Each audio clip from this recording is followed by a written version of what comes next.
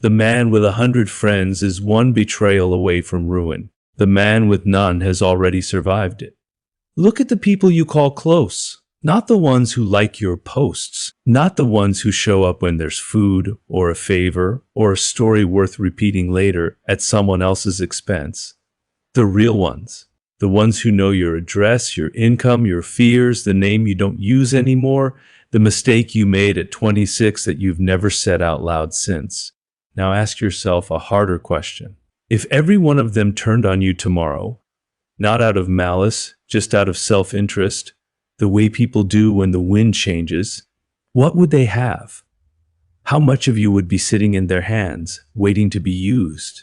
Most men never run this calculation. They collect people the way they collect followers, as if quantity were a form of safety. It is the opposite. Every additional bond is an additional exposure. And the man who understands this stops confusing being surrounded with being secure. This is not a lecture on becoming cold. It is an audit of what you have been calling strength, and whether it was ever strength at all. Here is the story we are told from the time we can talk. Surround yourself with people. Build your circle. Your friends are your net worth. The more hands reaching for you, the softer you're landing when you fall.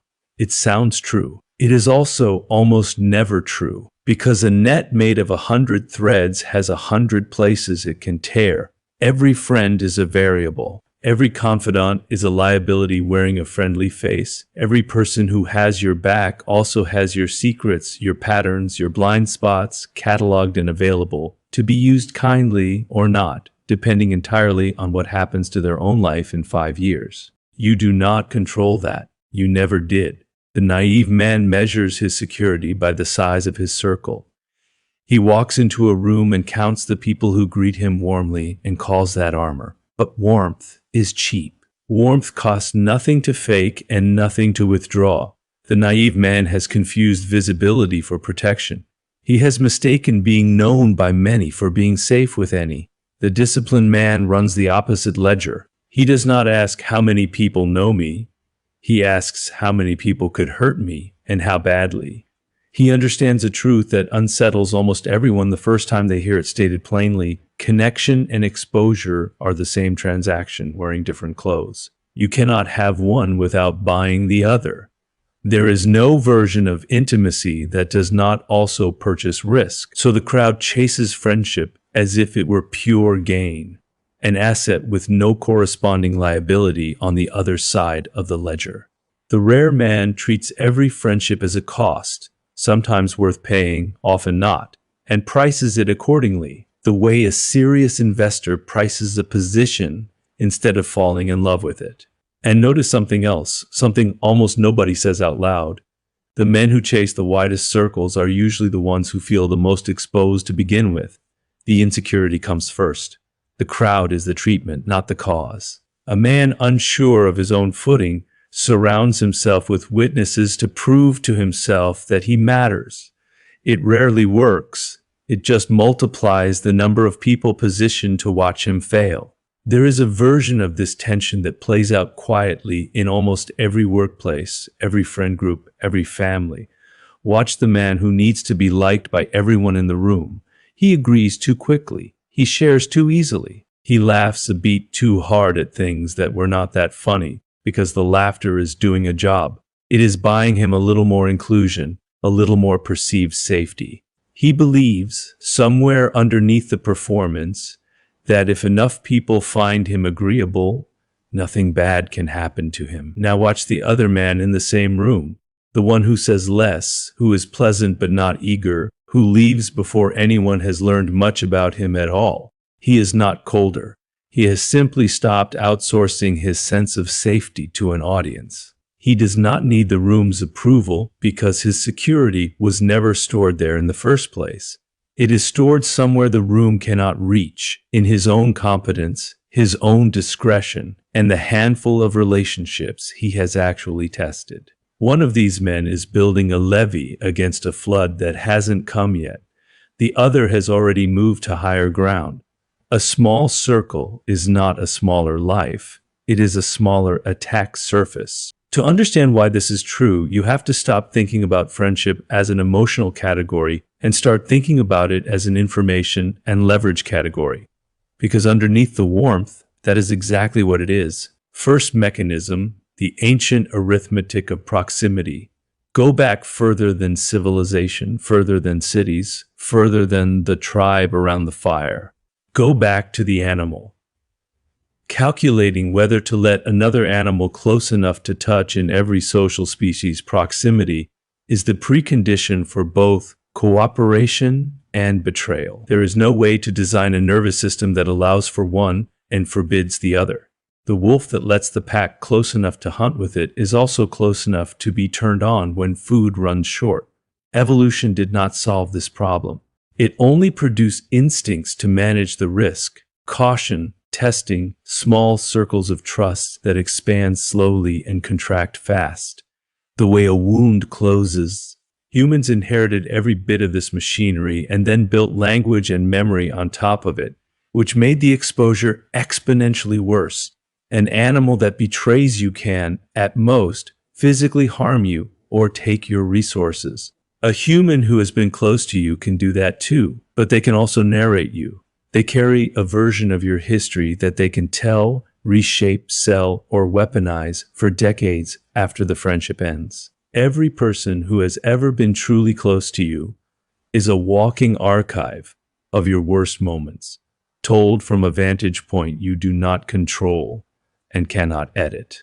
This is why, across history, the men who accumulated real power, not popularity, power, instinctively narrowed their circles as their stakes rose. It is not coincidence that the higher a person climbs in any hierarchy, a company, a military, a government, it does not matter which, the smaller their inner circle becomes and the more elaborate the distance they place between themselves and casual familiarity. This is not paranoia, it is arithmetic. The cost of a leak scales with what there is to leak. A man with nothing to lose can afford 100 confidants. A man with something to protect can afford very few.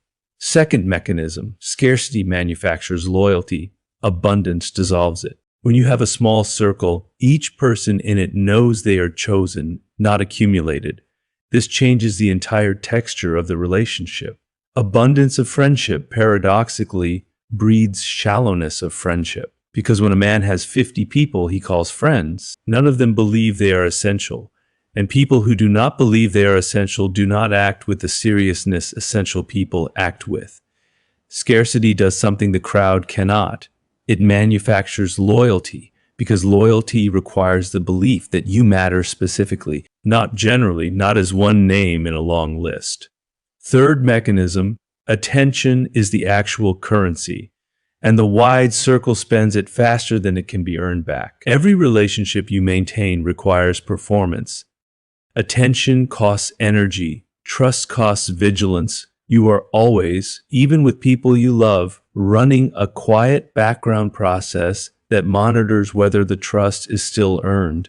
100 relationships means 100 background processes running simultaneously, draining resources you could otherwise spend on mastery, on ambition, on the singular work that actually builds your position in the world. The wide circle does not just expose you, it exhausts you. It spends the very attention you need to become someone worth protecting in the first place. Fourth mechanism, the audience cost, an idea most men have never been taught to notice. There is a concept familiar to diplomats and negotiators called the audience cost. It says simply that the more witnesses you have to a position, a promise, or a weakness, the harder it becomes to change your position without paying a public price for it. This is why men with wide social circles so often become rigid, performing a version of themselves they can no longer afford to abandon, because too many people watch them commit to it. A man who told 40 people he'd never take a certain deal cannot quietly take it later without 40 small humiliations. A man who told no one owes no explanation to anyone. Every person in your circle is a witness to a version of you.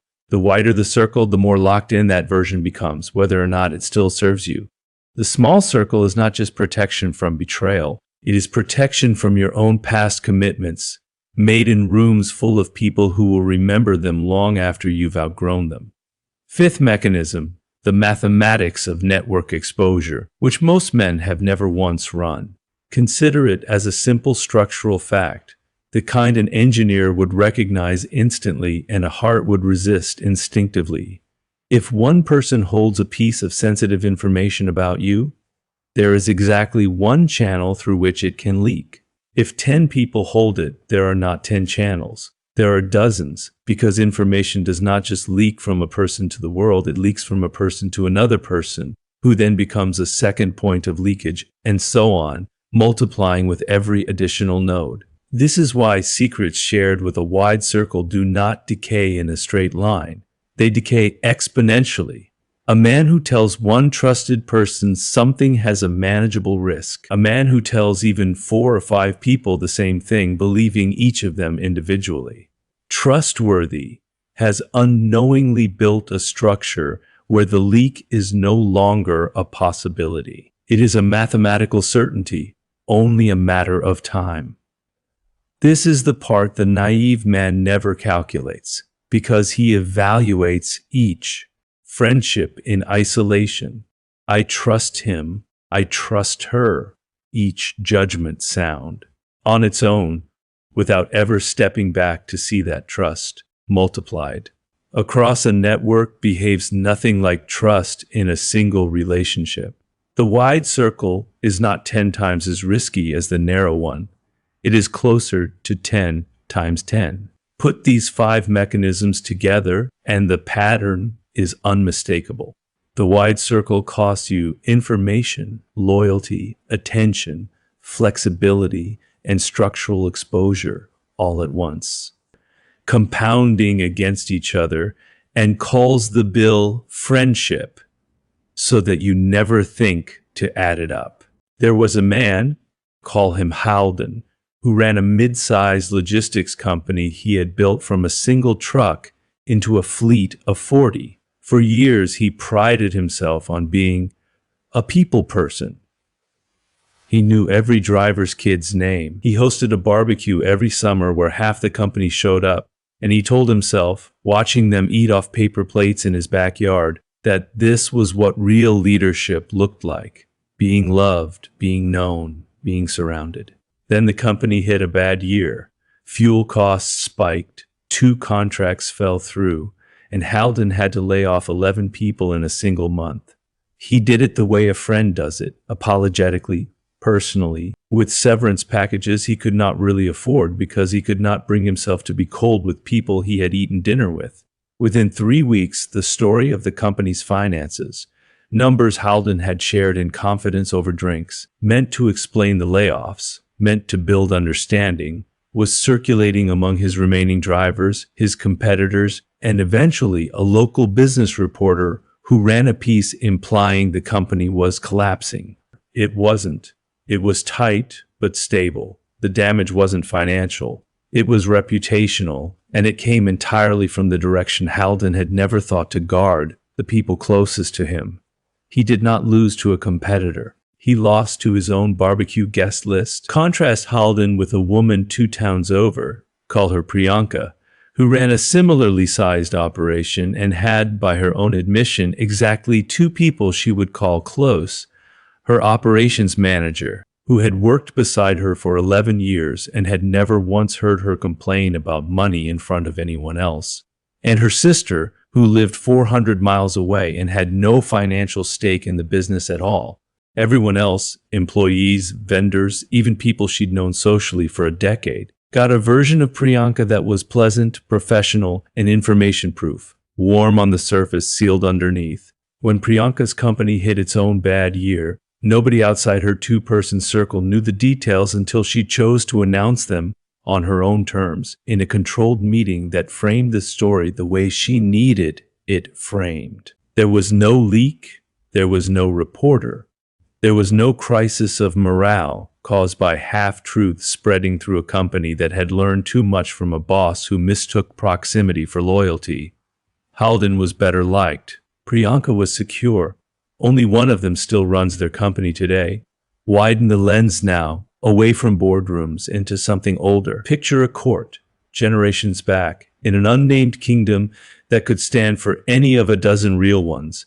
A minor advisor, gifted, ambitious, who rose quickly by making himself agreeable to everyone. He drank with the guards. He gossiped with the stewards. He wrote letters to half the nobles in the region, cultivating what he called a web of friendship that he believed would catch him if his position ever wobbled. He was, by every social measure, beloved. When a rival faction moved against him, it was not the rival faction that destroyed him. It was the accumulated weight of everything he had told his web of friends over the years. A complaint here about the crown's judgment. A boast there about influence he didn't quite have. A joke made once at the expense of a nobleman who was, at the time, an ally and later, was not. None of it was treason. All of it, gathered and repeated by 40 mouths instead of 2, was enough. He was not brought down by an enemy's sword. He was brought down by the sheer surface area of his own openness. His replacement, quieter, colder, spoken of by the court gossips as hard to know, lasted 3 decades in the same position. Through 2 changes of monarch and 1 attempted coup, by the simple, almost boring discipline of having almost nothing to leak, because he had almost no one to leak it. 2 stories, 2 centuries, and 2 continents apart, and the mechanism identical both times. It is never really about the era. It is about how many hands were holding pieces of you when the weather changed. One more, closer to now, because the pattern does not stay in boardrooms and courts. It lives in ordinary lives too. A young surgeon early in her career made a habit of processing every hard case, every difficult outcome, every moment of doubt about her own competence in a group chat with 6 colleagues from her residency years. It felt for a long time like exactly the kind of support the job demanded. A place to be human about a profession that rarely allows it. She said things there she would never have said in front of a supervisor, doubts about a diagnosis, frustration with a mentor, fear that she'd made a call in the operating room she wasn't fully sure of. 3 years later, when a hospital position opened that she wanted badly, one of those 6 colleagues, not out of cruelty, simply out of ordinary human self-interest, wanting the position for a friend of his own, mentioned, almost in passing to someone on the hiring committee, that she'd once seemed shaky about a case. Nothing false, nothing dramatic, just a small second-hand echo of a doubt she had voiced in a private moment of exhaustion, now traveling through a room she was not in, shaping a decision she never got to argue against. She did not lose the position because she was unqualified. She lost the argument she never knew was happening, made with ammunition she had handed over herself years earlier, in a conversation that felt at the time like nothing more than being human with people she trusted. The 6-person group chat had felt, every day, like support. On the one day it mattered most, it functioned exactly like a leak, because a wide circle does not need a villain in it to hurt you. It only needs one moment from one person who is never obligated to guard something you never asked them to guard in the first place. Before you take this too far, understand what this law does not say, because the failure mode on the other side is just as real and just as common among men who hear this argument for the first time and swing too hard the other way. This is not an argument for isolation. Isolation is not security. It is a different kind of exposure. The exposure of having no one in your corner when the moment comes that a single ally would have changed the outcome. History is not short on men who narrowed their circles to 0 and discovered too late that a circle of exactly nobody cannot warn you, cannot vouch for you, cannot carry you home when you are too injured, literally or otherwise, to carry yourself. There is a difference between a small circle and an empty one, and men who cannot tell the two apart usually end up bitter, not secure. Nor is this an argument for treating every human relationship as a threat to be neutralized. A man who runs cost-benefit analysis on every interaction becomes exhausting to be near and eventually exhausting to himself. Hypervigilance is not the same discipline as selectivity. One is a strategy, the other is a wound that never closed, dressed up as wisdom. The distinction is this: the small circle is a design choice made deliberately by a man secure enough to not need an audience. Isolation is a defensive collapse made out of fear by a man too burned to try again. From the outside, they can look similar, both men eating dinner alone on a Friday night. From the inside, they are opposites. One is sovereign, the other is hiding. You will know which one you are by asking a single question. Is your circle small because you have tested people and only a few passed? Or is it small because you stopped testing anyone at all? The first is strategy. The second is surrender, wearing strategy's clothes. There is a second test, almost as reliable. The man practicing genuine selectivity can still name without hesitation exactly who is in his inner circle and why they earned it. The man who has collapsed into isolation usually cannot. He has stopped keeping the ledger entirely because looking at it too closely would mean admitting how empty it has become. If you cannot answer plainly who you trust and what specifically they have done to deserve it, you are not being selective. You have simply stopped choosing. Stop counting your friends as a measure of your strength. Start auditing them as a measure of your exposure. Here is how in 5 concrete moves. 1. Run the exposure inventory. Take an inventory, not allowed, not performed, just for yourself. For every person in your circle, ask what they could do with what they know about you if your relationship ended badly. Not if it will, if it did. Most men have never asked this question about a single person in their life, which is exactly why so many of them are ambushed by someone they called a friend the week before. Where the answer is, not much, good, keep that person close or don't, it costs you little either way. Where the answer is, quite a lot, that person needs to be earning that access continuously, not coasting on history. Do this exercise honestly and you will notice something uncomfortable. The exposure is rarely evenly distributed. A handful of people usually hold almost everything, while dozens of others hold almost nothing. This is useful information. It tells you exactly where your real vulnerability lives, instead of leaving you to vaguely worry about people finding out things without ever knowing which people or which things actually matter. 2. Stop performing intimacy through disclosure. Stop sharing information as a way of proving closeness. This is the trap that catches warm, generous men specifically. The instinct to prove trust by handing someone a fact that could hurt you later, as though vulnerability were a currency you had to spend to be believed. Real intimacy is built through consistency, through reliability shown over years. It does not require you to hand anyone a weapon to prove it's real. Say less. Show up more. Let the pattern do the convincing. 3.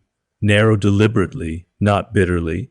Do not narrow out of resentment, and do not narrow because you've decided people in general cannot be trusted. That is the isolation failure mode, and it will cost you as much as recklessness does, just more slowly and more quietly. Narrow the way an engineer narrows a load-bearing structure, not because fewer beams look better, but because every beam you add has to be inspected, maintained, and trusted to hold weight, and past a certain number, you are no longer building strength. You are building failure points and calling it a support system. 4. Separate your circles by function and never let them merge. Not every relationship needs to be tested against the highest standard. The mistake most men make is treating friend as a single category with a single access level.